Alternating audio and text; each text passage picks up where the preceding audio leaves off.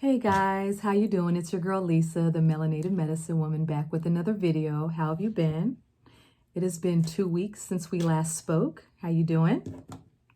I want to say happy birthday to all my Geminis out there. As we're in Gemini season, the sun and the moon are in your sign, so that's pretty amazing. It's kind of fun. I want to say that one of my favorite Geminis just had a birthday, my niece. I love you, Pumpkin. It was so great seeing you the other night. It just made my heart just like explode. I just love you. So anywho, we're going to talk about Geminis today. We're going to talk about, in this video, we're going to talk about the current planetary aspects or transits, not all of them, but just a couple of them. And then we're going to discuss how we can support ourselves during this time, because we got some stuff going on. We got a solar eclipse, which is shaking things up and just amplifying the energies. So let's just talk about it. All right. So Gemini. All right. So some of my Geminis will really resonate to this video, or the information I'm saying, it's going to resonate if you're, depending on your placements, if you're a Gemini sun sign or a Gemini moon sign, Gemini rising, and Gemini Venus. All right. You're going to hear some things. You might not like everything, but it's okay, right? Because we're family, right? So anyway, Gemini is, I'll start by saying this, the energy has shifted a few weeks ago, right, guys? So we were in that slow, Taurus, fixed energy, right? We were getting things done. It was steadfast. It was different. Right now, we have been outside of the Taurus energy, and now we're into the quick, very communicative, fast-paced, energetic air energy of Gemini, right? So Gemini, it is ruled by Mercury, which is now in retrograde. I think I might have said that already. It rules, Gemini rules, let's see, communication and travel, siblings, in neighborhoods. If we think about our Gemini friends, like let's just think about them. Like some descriptive words for Gemini are lively, energetic, intelligent, quick-witted. There are friends that, let things roll off of their back. They don't hold on to things, right? They're easygoing. They're fun-loving. They tend to be the jokesters of the party. They like friendly banter, right? Geminis tend to have a nervous temperament, right? Their nature tends to be restless. So some Geminis could be prone to anxiety, right? Let's see what else about Gemini. They love variety. Geminis love variety. One thing that will bring a Gemini to their knees is if they have to like live in like a routine type of life. They get bored so quickly. And that's why some Geminis, it's hard to pin down any committed relationship, because it's hard to appeal to their dualistic nature. They just need more. They want more. They want variety, right? Their keyword is change and freedom. They need the freedom to be able to, change settings. They like to travel. They like to see new things. They like to experience new things, right? It will take a very special kind of person to pin down a Gemini in a relationship. You might say, Lisa, I'm happy in a relationship. I'm committed. I'm not going anywhere. I'm faithful. Like, I'm satisfied. If that's the case, let's look at your moon sign, Gemini. Is it in a water sign that like loves that commitment and those emotions? Is it in an earth sign that loves stability? So anyway, let's see what else about Gemini. Geminis are information junkies. I love that about them. I love that about them. I'm a Sag, so I'm all about studying and stuff like that. That's what I love about Geminis. I love a lot of things about Geminis, but one thing is, they ask a lot of questions. They're the pontificators. They think a lot.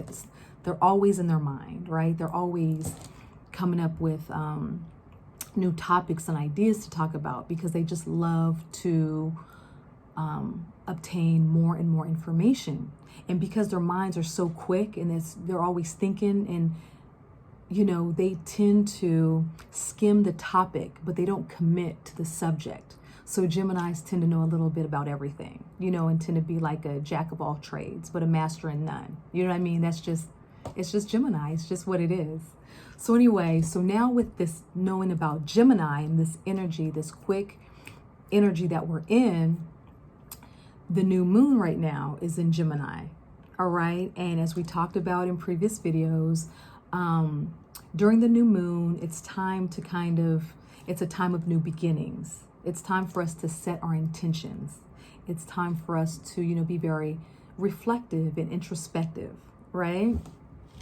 So as we are setting our intentions and the moon is, and we're gaining the momentum as we're going, further in the lunar cycle, are the seeds that we're planting, the intentions that we are putting in place, they grow with the moon.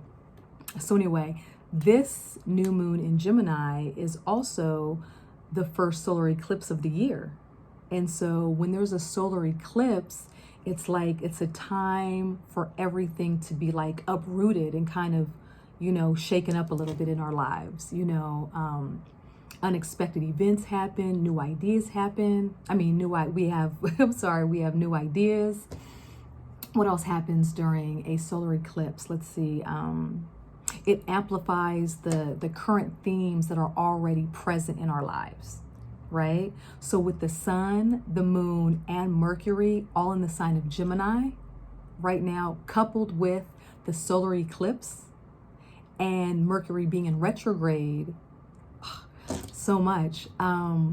What we need to do right now is to really be mindful and slow down and, really think about what we're saying to people. We need to be mindful about how we're communicating. Because right now with Mercury in retrograde and the solar eclipse, all that stuff, it's easy for people to mistake what we're saying for something else. Miscommunication is very, likely at this time, right? So we also have this eclipse, it's squaring Neptune. And with Neptune, there's confusion and illusion and all that stuff, right? So we really need to be mindful and really slow down. Again, Gemini is a very fast communicative sign. So what we need to do is we need to really slow down and think about how we're communicating with each other, okay? So with all of that, what I want to do now is, just ask Spirit how we can support ourselves in this time. So I'm just going to pull a card or two, all right? And either that's something that we could plant or something that we can let go of. We'll know when the card comes out, okay? So I'm just going to take some deep breaths and ask Spirit to assist me in, a message that would be beneficial for the collective, all right?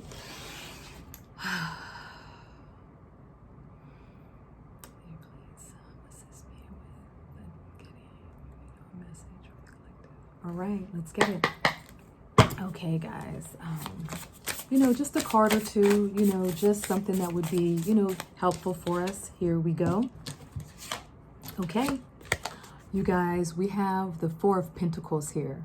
Okay, so the Four of Pentacles is a card of, this is definitely an indication of something that we need to let go of, okay, right now, because the energies are kind of amplified right now and our intentions are just going to grow.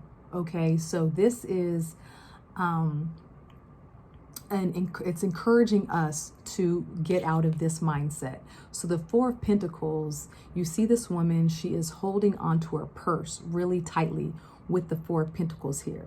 Now the Pentacles is an earth sign that represents money, like finances, career, and also self-esteem, like the way we view ourselves, right? So the Four of Pentacles here, you see this woman, she's holding on to her purse. She's holding on to her coins for dear life because she has that lack mindset. She doesn't, it's also about being stingy, all that stuff, not being open. When you close your hand to the universe, like when you close your hand, then you can't receive, right? So, as we believe, so it be. So right now she believes that there's not enough.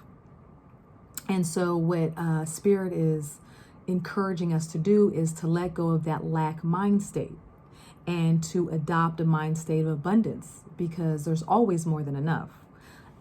And if you guys are into the law of attraction, you know, like we've talked about in previous videos, is, you know, what you focus your mind on and what you set out there, you're going to attract more of.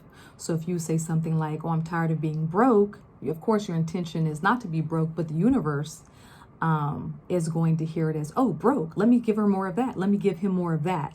So